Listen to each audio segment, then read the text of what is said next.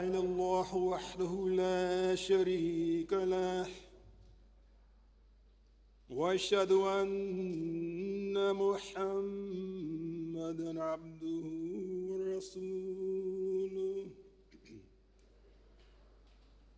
أما بعد فأعوذ بالله من الشيطان الرجيم بسم الله الرحمن الرحيم.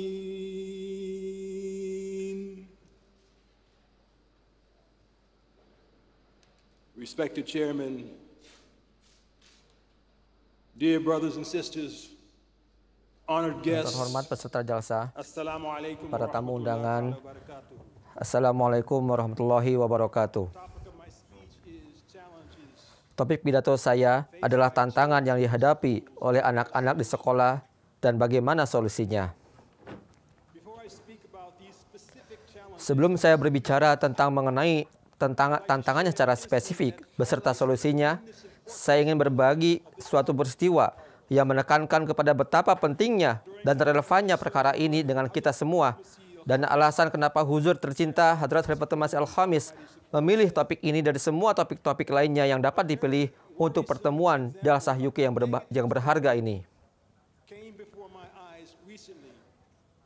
Di dalam salah satu khutbah Jumat, Hadrat Khalifatul Masih bersabda, "Tidak diragukan lagi bahwa tarbiyat anak-anak bukanlah tugas yang mudah, khususnya di zaman ini, di mana setiap langkah ada ribuan daya tarik yang menggoda dalam berbagai bentuk yang diciptakan oleh setan. Oleh karena itu, tarbiyat di zaman ini merupakan sebuah usaha yang sangat menantang. Meskipun demikian, sebagaimana Allah Ta'ala telah mengajarkan kita doa-doa dan metode-metode yang dapat digunakan, jika kita mau mengamalkannya, maka kita dapat menyelamatkan diri kita dan juga anak-anak kita dari godaan-godaan setan." Sebuah contoh yang mengkhawatirkan dari pemikiran negatif muncul di hadapan saya baru-baru ini, ketika seseorang menulis surat kepada saya dan mengatakan bahwa dunia saat ini begitu tergila-gila mengejar uang, kemaksiatan sudah merajalela, banyak jenis minuman keras yang bermunculan dan bisa diminum di mana saja. Masyarakat secara umum dibawa semakin jauh ke dalam kemaksiatan dan kesesatan. Penulis surat tersebut berkata, "Dengan melihat situasi seperti itu, saya merasa bahwa saya tentu akan menikah atau berumah tangga. Namun, yang alangkah baiknya jika saya tidak memiliki keturunan atau child free. Sebaiknya saya tidak memiliki anak." Apakah ini solusi bagi tantangan kita? Apakah ini cara kita menyelesaikan masalah di depan mata kita? Dengan mengatakan kepada setiap pasangan, "Berhentilah memiliki anak," maka kalian akan dapat menghilangkan segala permasalahan dan kekhawatiran dalam membesarkan dan mendidik anak-anak kalian nantinya. Apakah seperti itu? Tidak sama sekali. Huzur bersabda, ini merupakan sebuah pemikiran yang sangat pesimistis. Pandangan seperti ini sama saja artinya dengan menerima kekalahan terhadap setan dan menjadikan setan sebagai penguasa akhir sembari bersikap seolah-olah Allah Ta'ala tidak memiliki kemampuan untuk mengabulkan doa-doa dan upaya-upaya kita untuk mentarbiyati anak-anak kita. Na'udzubillah min zalik.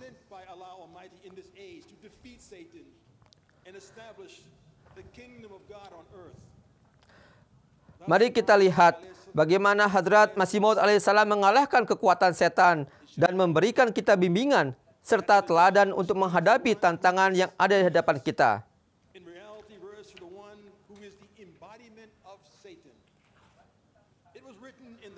Hanya dengan karunia dan rahmatnya sajalah kita benar-benar memperoleh berkat untuk bergabung ke dalam orang-orang yang beruntung yang telah mengenal dan menerima Masih Maud alaihissalam. Hendaknya diingat bahwa Dajjal yang berarti orang yang tersesat pada dasarnya mengacu pada sosok sebagai perwujudan dari setan. Tertulis dalam kitab-kitab terdahulu mengenai akhir zaman bahwa banyak pertempuran yang akan terjadi melawan setan selama masa tersebut.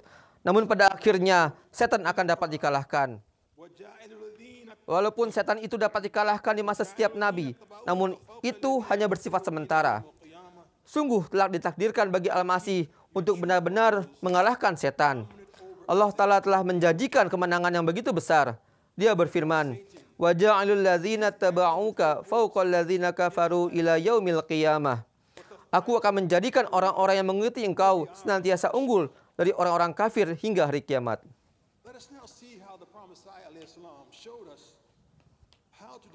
Oleh sebab itu, setan akan menyerang dengan kekuatan penuh di akhir zaman. Namun kemenangan akhirnya akan menjadi milik kita. Ketika berbicara mengenai sejarah dan perlunya mendirikan Ta'limul Quran di Qadian, Hadrat Mirza Bashiruddin Mahmud Ahmad, putra Hadrat Masih Maud alaihissalam bersabda, di sini, di Qadian, sekolah menengah adalah milik Arya, sebuah sekte dari Hindu. Di masa-masa awal, anak laki-laki kita mendaftar ke sekolah tersebut, sehingga orang-orang Arya mulai menceramahi mereka agar mereka hendaknya tidak memakan daging.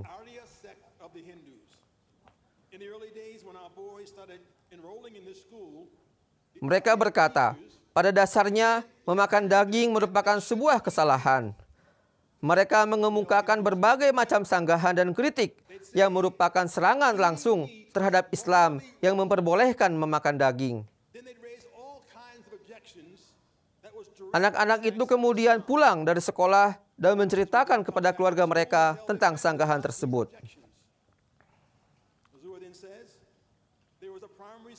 Huzur bersabda, ada juga SD di sini di Qadian, dan sebagian besar para guru juga merupakan orang-orang Arya yang selalu mengajarkan hal yang sama. Pada hari pertama saya belajar di SD pemerintah, dan ketika tiba waktu makan siang, saya lalu pergi keluar dan duduk di dekat pohon untuk makan. Saya ingat dengan jelas bahwa saat itu daging hati telah disiapkan dari rumah sebagai bekal dan dibawa untuk makan siang untuk bekal makan siang saya pada hari itu. Pada saat itu, Mian Umuruddin Sahib juga belajar di sekolah yang sama, meskipun berada di kelas yang lebih tinggi. Sedangkan ketika itu saya berada di tahun yang pertama. Saya duduk untuk makan dan ia juga menghampiri serta melirik lalu berkata, "Wah, kamu makan daging? Kamu benar-benar memakan daging?" Alih-alih menggunakan kata daging dalam bahasa Urdu, ia menggunakan kata mas yang berarti daging dalam terminologi Hindu. Karena itu, Hadrat Khalifatul Masih As-Salis bersabda, itu kali pertama saya mendengar kata mas, jadi saya tidak tahu kalau artinya adalah daging. Karena itu saya berkata, ini bukanlah mas, tapi daging hati. Ia menjawab, mas adalah daging hewan. Jadi, untuk pertama kali saya mendengar kata mas dengan dampak yang jelas bahwa memakan daging adalah suatu perbuatan yang salah dan harus dihindari. Alasan keengganannya untuk memakan daging sudah nampak jelas. Walaupun ia seorang muslim, namun guru-guru Arya telah mengajarkan kepada mereka bahwa memakan daging hewan adalah suatu perbuatan yang salah dan suatu pelanggaran yang berat.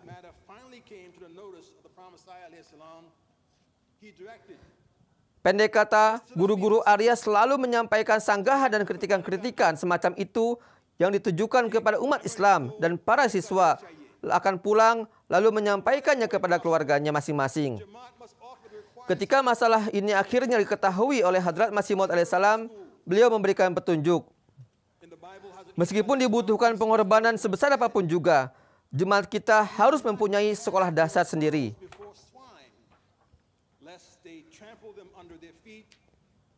Inggris terkenal akan The Crown Jewels of the United Kingdom, atau perhiasan mahkota Britania Raya. Salah satu perhiasan itu bernama Koh-i-Nur atau Gunung Cahaya. Kerajaan Inggris memiliki kepemilikan terhadap berlian tersebut pada tahun 1849 dari para penguasa Mughal di India. Berlian tersebut sangat besar dan amat bernilai, sehingga istri dari Kaisar Mughal pertama, yakni Babur, pernah berkata,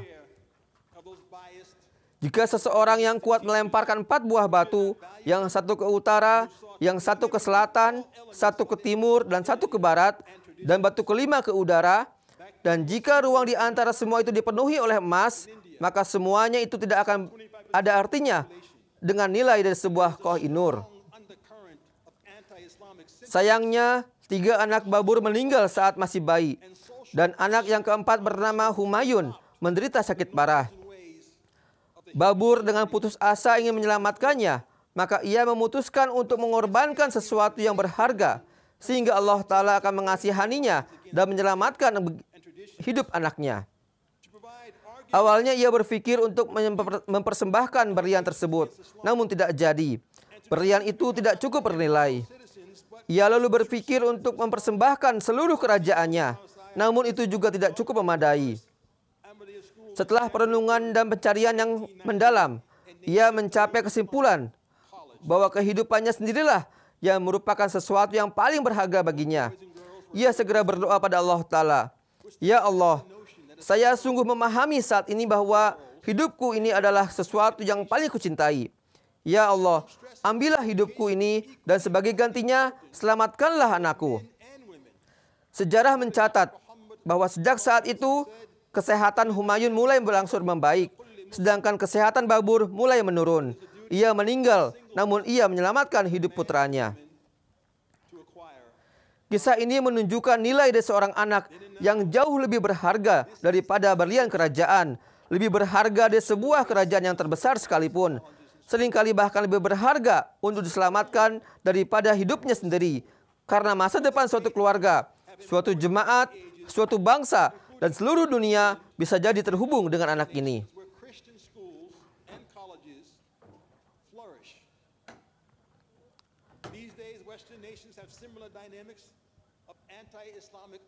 Dengan demikian, untuk mendidik para generasi muda dan menyelamatkan mereka dari upaya-upaya terstruktur untuk meracuni pikiran mereka dengan pemikiran-pemikiran yang berlawanan dengan keyakinan dan tradisi mereka, untuk memberikan bantahan untuk menolak tuduhan terhadap Islam, serta untuk melatih mereka agar tidak hanya menjadi contoh teladan bagi masyarakat sekitar, namun juga menjadi pengikut Islam yang sejati, maka Hadrat Masih Maud alaihissalam meresmikan sekolah Ahmadiyah yang pertama pada tanggal 3 Januari 1898 dan diberi nama Ta'limul Islam School. Baik anak laki-laki maupun perempuan dimasukkan ke sekolah ini, sehingga dengan begitu dapat menghapuskan pemahaman yang keliru bahwasanya Islam melarang kaum perempuan, baik anak-anak maupun dewasa, untuk menempuh pendidikan. Islam menekankan bahwa pendidikan itu sama pentingnya bagi laki-laki maupun perempuan. Hadrat Rasulullah SAW bersabda, merupakan tugas setiap muslim, laki-laki dan perempuan, untuk menuntut ilmu. Hadis riwayat Ibnu Majah.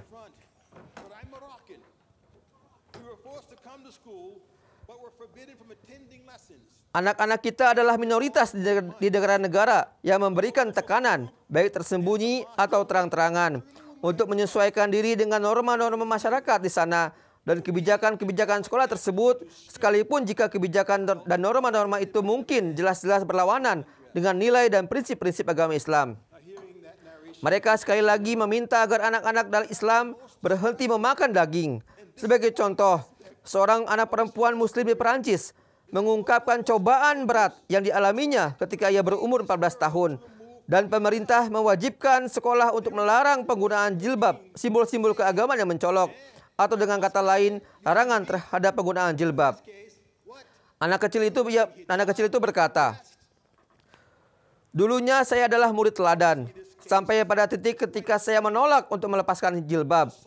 Meskipun kehadiran saya penuh dan tidak pernah telat, namun saya mendapati bahwa saya dihadapkan kepada komite disiplin sekolah. Saya ingat bahwa mereka berupaya mengintimidasi kami. Mereka mengatakan bahwa kita tidak berada di Iran. Saya tidak mengerti apa yang mereka maksudkan. Mereka menuduh kami bagian dari FIS atau Front Penyelamat Islam yang dilarang di Aljazair. Padahal saya berasal dari Maroko. Kami dipaksa untuk tetap datang ke sekolah, namun dilarang mengikuti pelajaran. Atau intinya, kami diskors. Kami tidak boleh keluar bermain untuk bergaul dengan siswa-siswa lainnya. Kami hanya punya waktu 5 menit untuk istirahat. Hal ini terjadi selama berbulan-bulan. Saya lalu dikirim ke Dewan Disiplin karena sekolah diwajibkan sampai usia 16 tahun. Mereka mengeluarkan saya secara permanen. Kelompok-kelompok Islam setempat dan masjid di sana menasihati saya untuk melepaskan jilbab saya. Tapi saya menolaknya. Bagi saya, hal tersebut seperti menelanjangi diri saya sendiri. Saya merasa dilecehkan dengan permintaan untuk melepaskan jilbab saya itu. Mungkin aspek yang paling menyedihkan dan mengecewakan dari seluruh kisah ini adalah ketika mendengar sesepuh umat Islam setempat justru berusaha membujuk perempuan itu untuk melepaskan jilbabnya. Mereka seperti halnya anak laki-laki Muslim itu yang tadi, yaitu Mian Umuradin, yang berkata, "Kenapa kamu makan daging?" Atau dalam hal ini, "Kenapa kamu memakai jilbab?" Jelas, ini adalah satu bentuk tekanan yang dengan level yang tertinggi. Namun, tekanan-tekanan seperti itu ada di mana-mana dalam berbagai corak. Itulah kenapa baru-baru ini seorang anak perempuan usia 10 tahun berkata kepada Huzur saat pertemuan virtual, yakni ia sangat khawatir pergi ke sekolah dengan mengenakan jilbab dan merasa dikucilkan. Rasa takut dan khawatir ini telah mewabah di kalangan anak muda kita. Akan tetapi, Huzur meyakinkannya. Beliau bersabda, jika Islam adalah agama yang benar, maka Allah Ta'ala telah menulis dalam Al-Quran bahwa ketika anak perempuan mencapai usia remaja, mereka harus mengenakan jilbab. Jadi, jika seseorang percaya pada kebenaran Islam, mereka harus bertindak berdasarkan perintah Allah Ta'ala. Dan ketika kita mengikuti perintahnya, kita tidak perlu takut kepada siapapun. Semua yang kita lakukan adalah untuk mendapatkan keridhaan Allah Ta'ala. Jika kalian sungguh-sungguh ingin membuat Allah Ta'ala senang, maka tidak perlu takut kepada orang lain. Ciptakanlah keyakinan yang kuat dalam diri kalian. Jangan malu dan jangan takut. Kita adalah orang-orang yang jujur. Agama kita benar dan kita teguh dalam keimanan kita.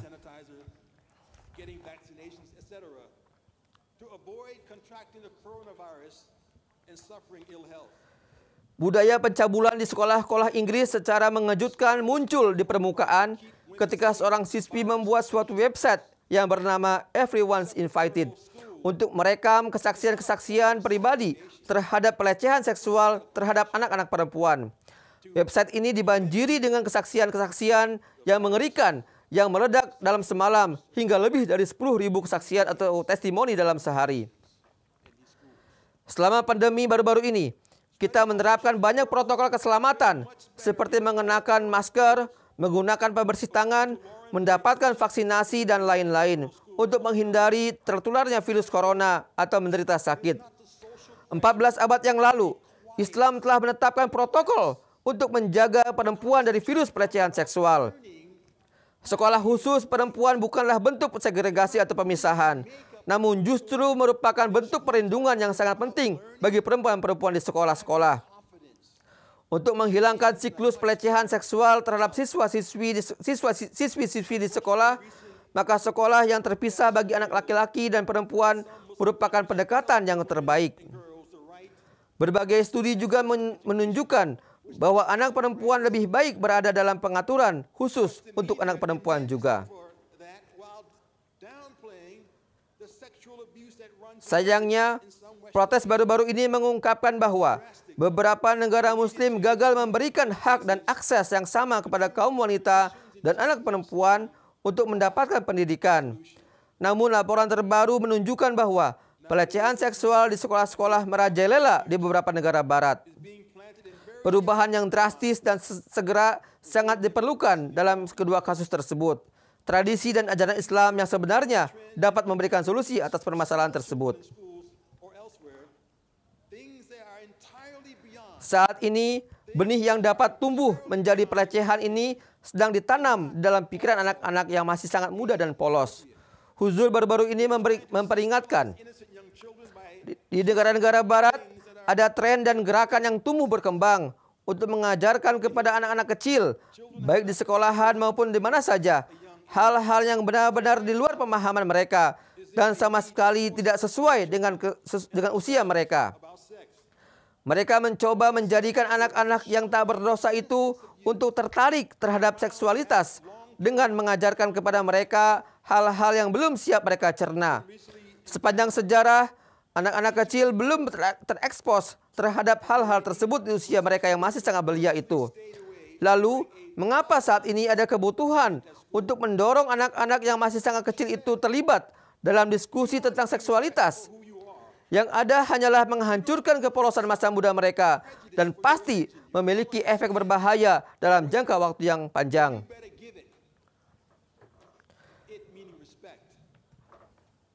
Kemudian, baru-baru ini di Kanada, seorang guru menjadi viral karena mencaci maki siswa muslim yang sengaja memutuskan untuk tidak ikut serta dalam kegiatan Pride Month di sekolah.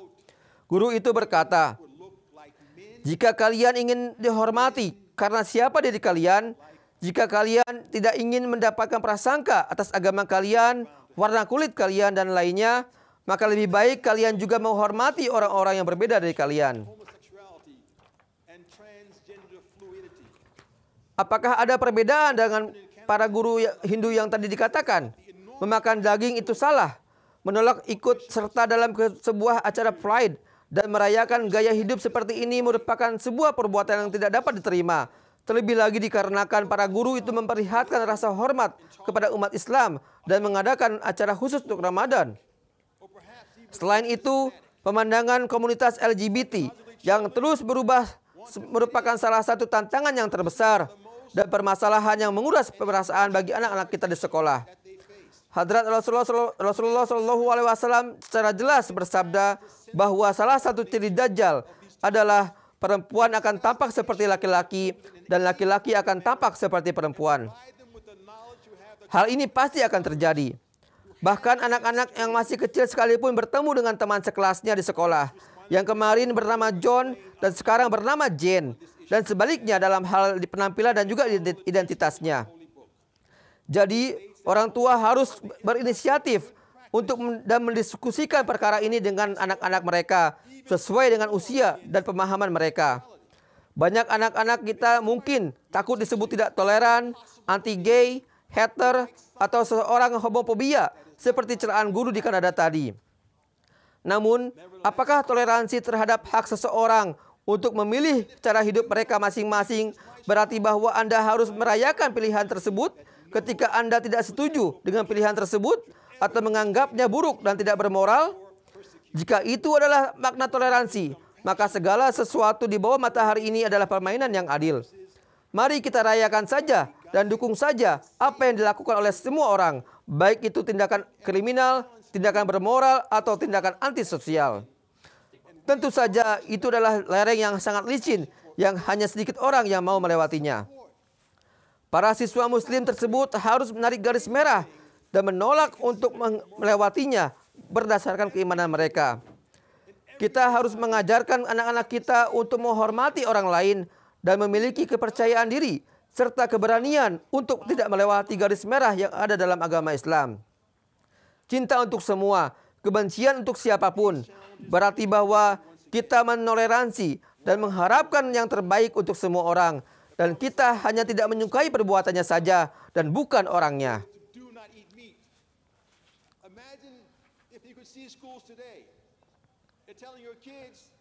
Huzur bersabda, ketika umat Rasulullah SAW melampaui batas dalam kejahatan dan penindasan terhadap beliau, alih-alih berdoa bagi kehancuran mereka, beliau mengangkat tangan dan berdoa kepada Allah Ta'ala agar mereka diberikan petunjuk. Maaf. Kita tidak membenci siapapun, melainkan kita membenci perbuatan setan dan kita merasa kasihan terhadap mereka yang mengikuti langkah-langkah setan tersebut. Dan karena rasa kasihan tersebutlah kita ingin membawa mereka menjauh dari amalan-amalan keliru tersebut dan menyelamatkan mereka dari hukuman samawi.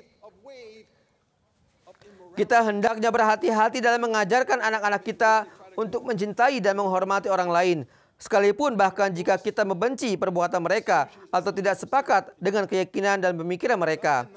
Sekali lagi, kita membenci perbuatannya, bukan orangnya.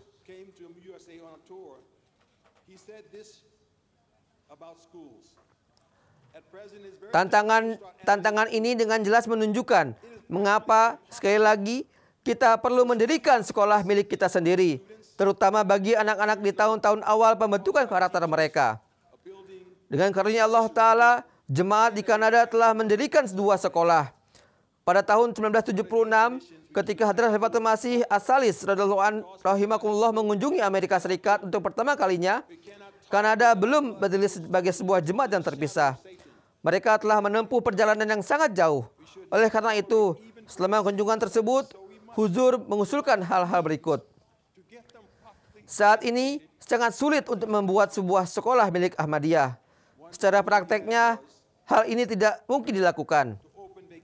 Untuk mendirikan sebuah sekolah, kalian harus memiliki sejumlah anak usia sekolah.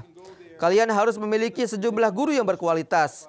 Kalian harus memiliki gedung yang layak untuk dijadikan sekolah. Kalian harus memiliki dana untuk menjadikan sekolah itu. Dan kalian harus memiliki keinginan yang kuat untuk belajar dari institusi-institusi terkait. Namun jemaat Ahmadiyah di Amerika sangat kecil dan tidak berada di satu tempat. Jemaat tersebut tersebar di seluruh negeri.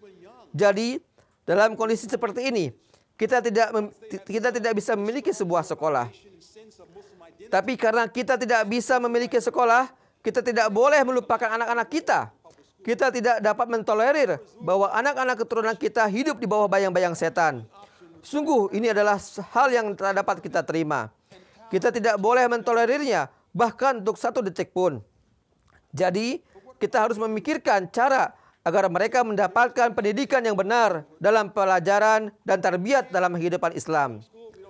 Salah satu idenya adalah dengan memiliki beberapa tempat di luar kota besar yang berfungsi sebagai sekolah informal di masa-masa liburan, yaitu ketika para siswa sedang libur dari sekolah formal mereka. Mereka bisa pergi ke sana dan berada di bawah pengawasan orang-orang yang memenuhi syarat untuk membimbing mereka dengan baik dan yang memenuhi syarat untuk mengajarkan ajaran Islam kepada mereka sejak dini.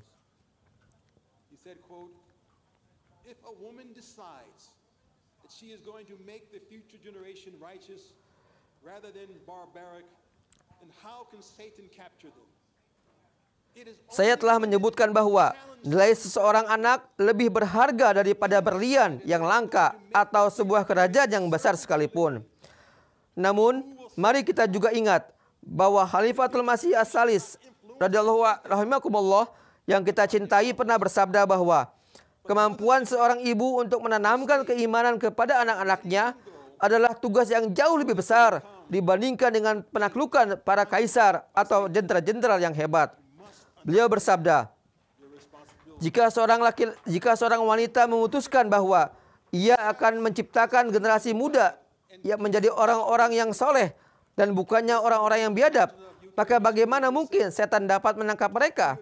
Hanya kaum wanitalah yang dapat menantang setan secara permanen terus-menerus. Laki-laki di sisi lain biasanya tidak berhasil memberikan dampak pada lebih daripada satu generasi.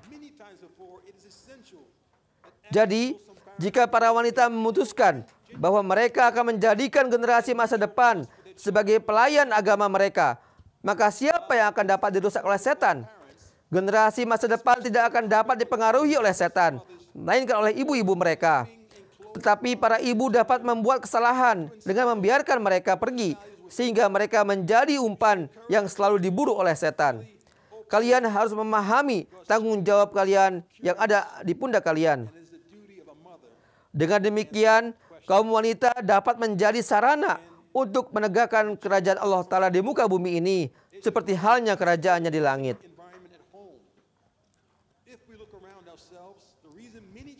Oleh karena itu, ketika menyampaikan pidato di hadapan Lajnah Himayah UK, Huzur bersabda, bicaralah dengan anak-anak kalian setiap hari dan beritahukanlah kepada mereka hal-hal yang akan membawa mereka semakin dekat kepada Allah Subhanahu wa Ta'ala dan juga Nabi-Nya. Seperti yang telah saya katakan berkali-kali sebelumnya, penting bagi orang tua Muslim Ahmadi untuk menciptakan jalinan persahabatan yang tulus dan saling percaya dengan anak-anak mereka dari semenjak dini. Hal ini merupakan kewajiban dari kedua orang tua, terutama bagi ibu-ibu Muslim Ahmadi, untuk menjalin ikatan yang penuh kasih sayang dan ikatan yang erat dengan anak-anak mereka, serta menanamkan nilai-nilai agama dalam diri mereka. Kalian harus mendorong anak-anak kalian untuk terus berbicara dengan kalian secara bebas dan terbuka.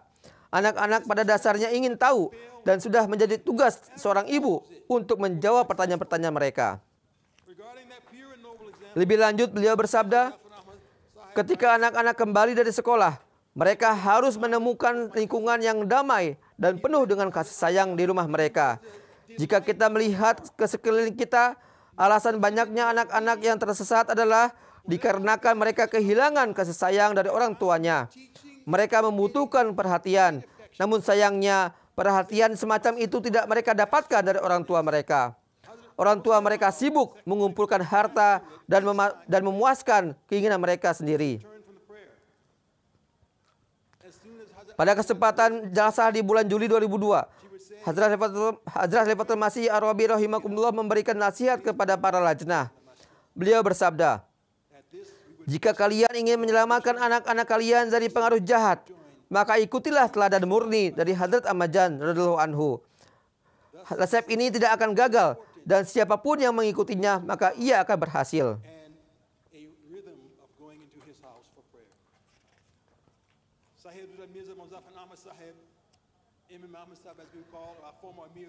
Berkenaan dengan kesucian dan contoh teladan dari beliau radhiyallahu anha, Hadrat Mirza Zafar Ahmad menulis, "Hadrat Mirza Nasir Ahmad adalah sepupu saya. Beliau tinggal bersama dengan Hazrat Ahmad Jan dan beliau adalah anak kesayangannya. Tapi itu bukan berarti beliau tidak menyayangi saya. Setiap kali saya mengunjungi Hazrat Ahmad Jan, saya mendapati beliau sedang mengajar dan mendidik beliau dengan penuh keperhatian dan juga kasih sayang. Dikarenakan Masjid Mubarak menempel dengan rumah beliau, Hadrat Muslim Maud radhiyallahu anhu akan melewatinya setiap kali beliau pergi atau kembali dari masjid. Segera setelah Hazrat Ahmad Jan mendengar langkah kaki Hadrat Muslim Maud radhiyallahu anhu, beliau biasa mengumumkan, "Anak-anak, sekarang hayo pergi ke masjid untuk sholat." Saat itu kami akan segera mengambil wudhu dan bersegera untuk ikut sholat berjamaah. Mengajari anak untuk mengutamakan sholat adalah kunci untuk menuju jalan kesuksesan.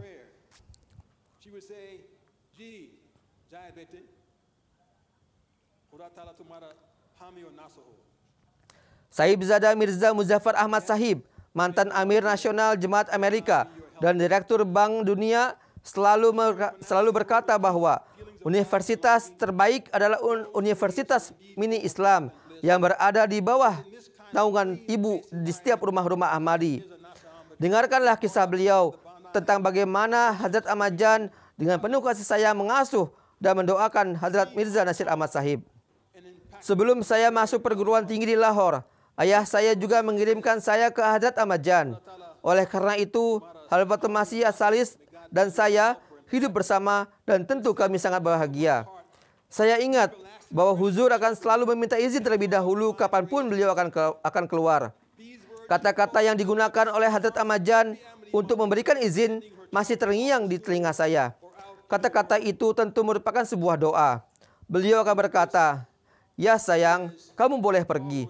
Semoga Allah Ta'ala menjadi pelindung dan penolongmu.' Beliau akan mengucapkan kata-kata tersebut dengan perasaan cinta dan kerinduan yang mendalam. Hari-hari itu sungguh merupakan hari-hari yang penuh dengan cinta dan kebahagiaan.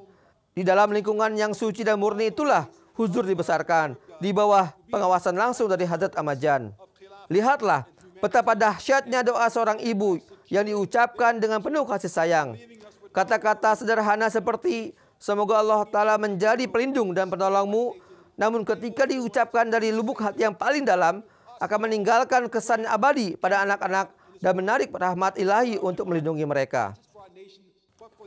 Semoga Allah Ta'ala memberikan taufik kepada kita semuanya untuk dapat mengamalkannya. Wa akhiru da'wana alhamdulillahi rabbil alamin.